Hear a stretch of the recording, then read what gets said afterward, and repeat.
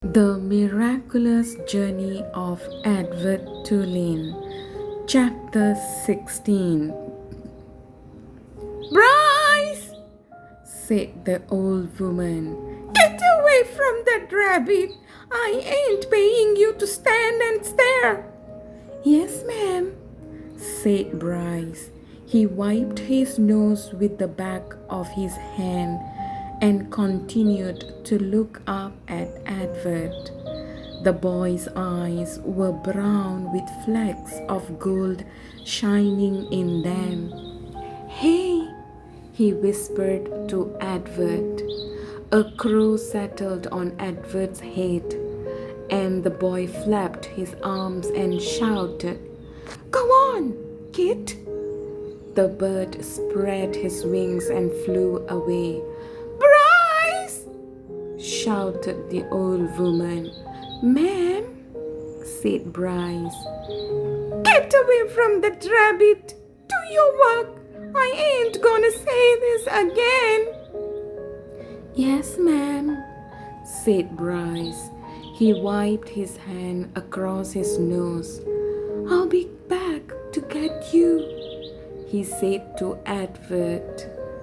The rabbit spent the day hanging by his ears, baking in the hot sun, watching the old woman and Bryce weed and hoe the garden.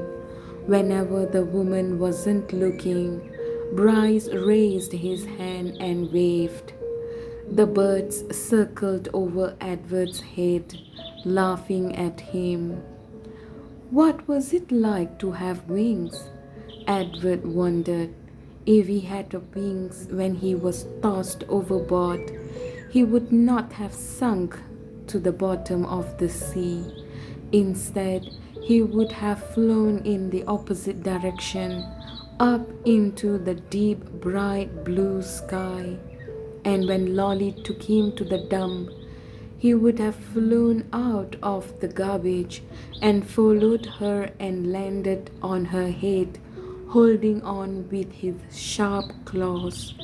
And on the train, when the man kicked him, Edward would not have fallen to the ground. Instead, he would have risen up and sat on top of the train and laughed at the man. "Crow, crow, crow!" In the late night, Bryce and the old lady left the field. Bryce winked at Edward as he walked past him. One of the crows lighted on Edward's shoulder and tapped with his beak at Edward's china face, reminding the rabbit with each tap that he had no wings, that not only could he not fly, he could not move on his own at all, in any way. Dusk descended over the field, and then came true dark. A whippoorwill sang out over and over again. "Whippoorwill, whippoorwill." It was the saddest sound Edward had ever heard. And then came another song, the hum of harmonica. Bryce stepped out of the shadow. "Hey," he said to Edward. He wiped his nose with the back of his hand and then played another bit of song on the harmonica. "I bet you didn't think I'd come back, but here I am. I come to save you."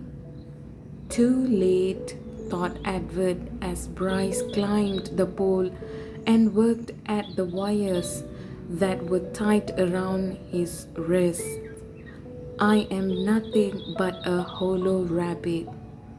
Too late, thought Edward as Bryce pulled the nails out of his ears. "I am only a doll made of china."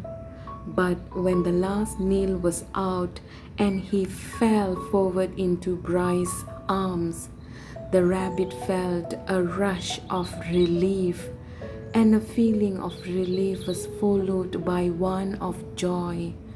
Perhaps, he thought, It is not too late, after all, for me to be saved.